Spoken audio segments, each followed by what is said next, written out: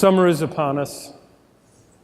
Our summertime, you know how we get in the summer, we kind of just slow down a little bit and we kind of just move into a different mode, and how our lives just start to tend towards thinking of recreation and rest. And it's interesting because a lot of the books that I have read have always said that the summertime isn't a good time to preach heavy topics. And then they give us the Bread of Life discourse. For the next 5 weeks, we're going to be hearing the whole Bread of Life discourse, chapter 6 from John's Gospel. And it starts today, of course, with the feeding of the 5,000. We're going to be covering, if you will, a particular topic. Jesus desires to feed us. Jesus has this desire to feed us in so many different ways.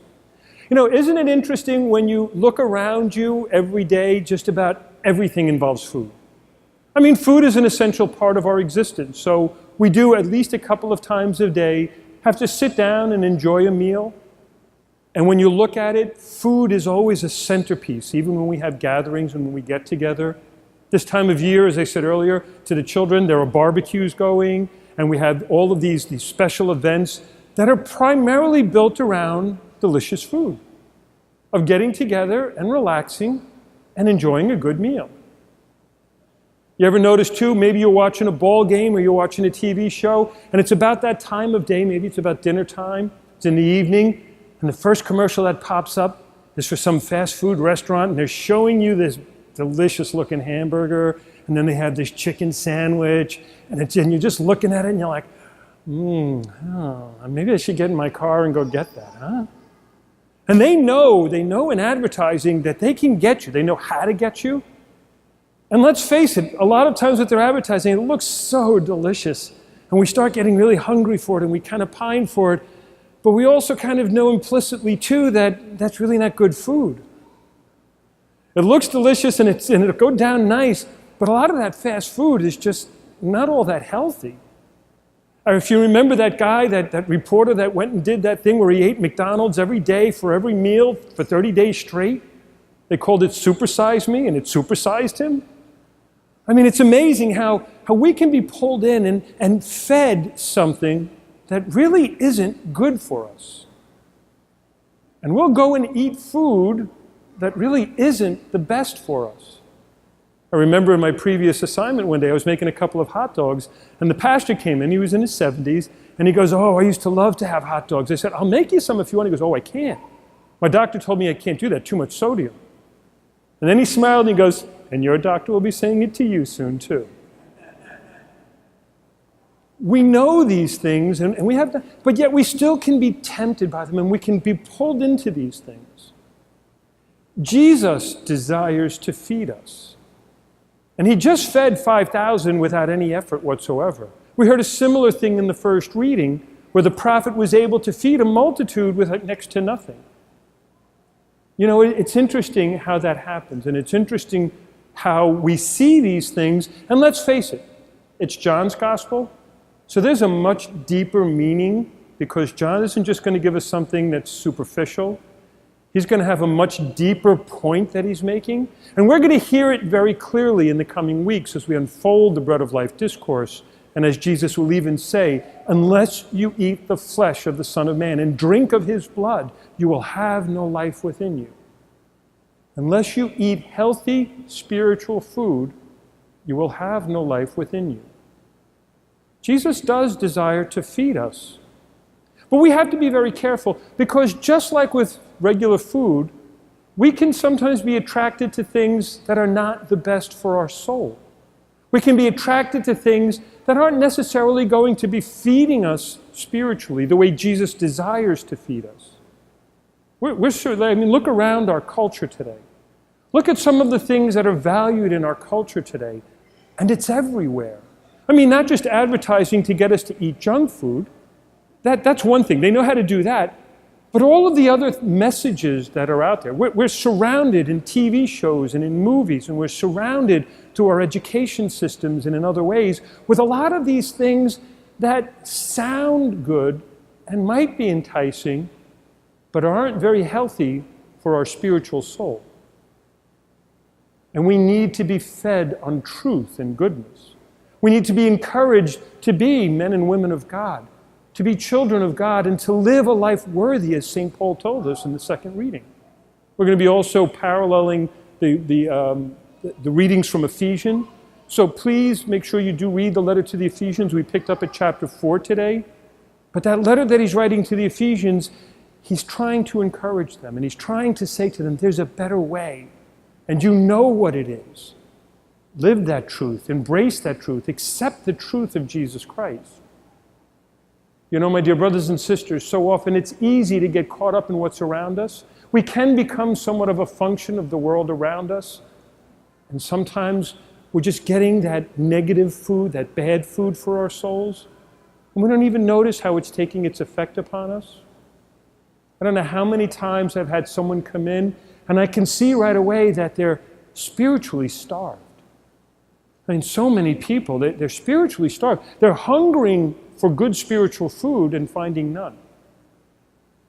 And they're being caught up in a world that's sending them down a path that isn't always healthy for them. I mean, look at things like the teaching that the church has on human sexuality. The beautiful gift that God has given us. Beautiful gift that Blessed Paul VI expressed so wonderfully in the document Humanae Vitae 50 years ago this week. Bishop Barris has written a wonderful letter, and it's available in the lobbies for everybody to read. A way of being fed the truth so that we can live as authentic human beings, caring and loving one another the way it was intended by God. And yet so many messages we receive in society, so many things tell us, no, don't worry about it. It's all about you.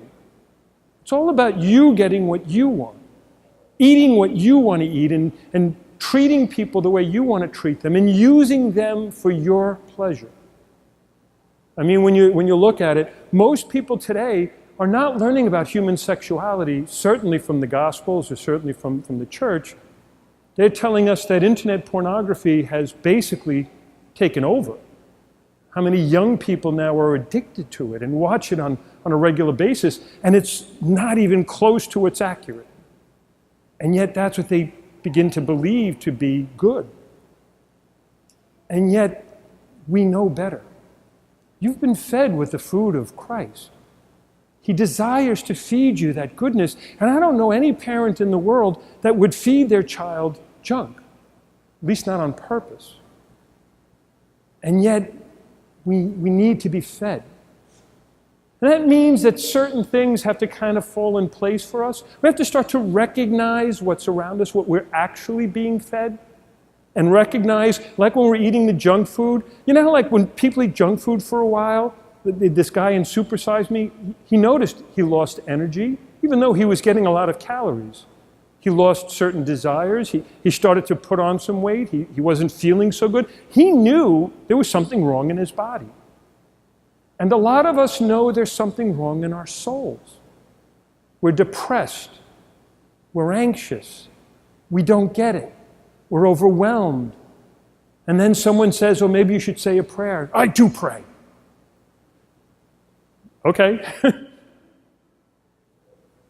But that depth of being fed by Christ, of coming before Him and letting Him feed us, that requires a lot of trust, and that requires a lot of, if you will, abandonment of self.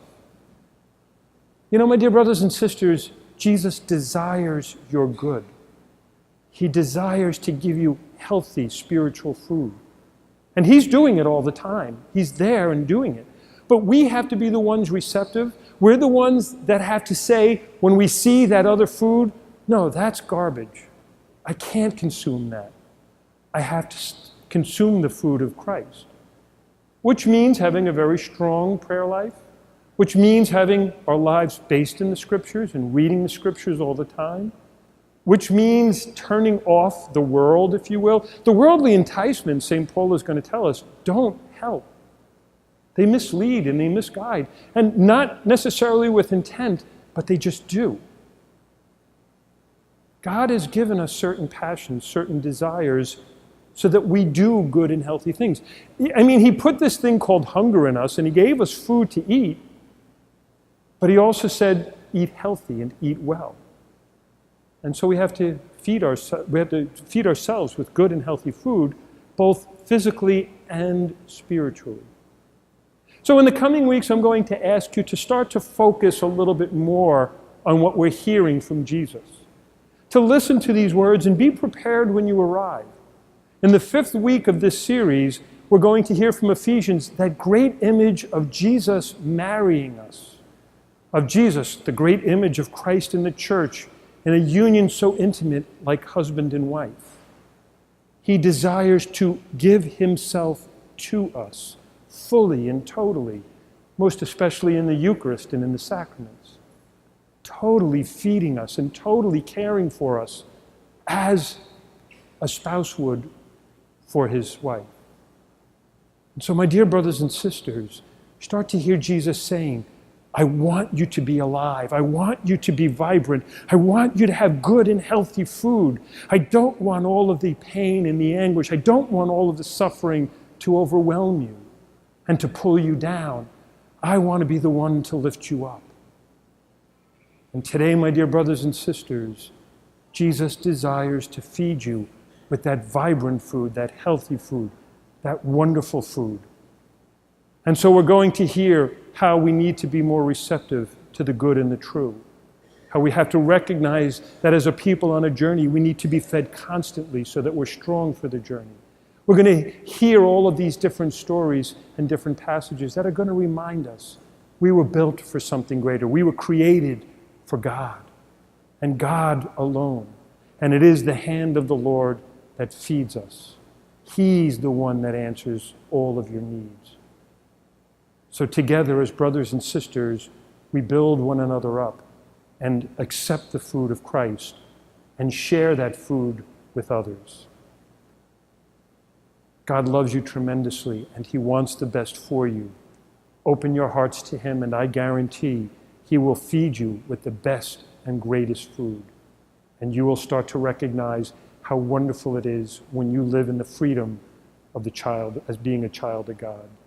May God bless you and give you his peace. Amen.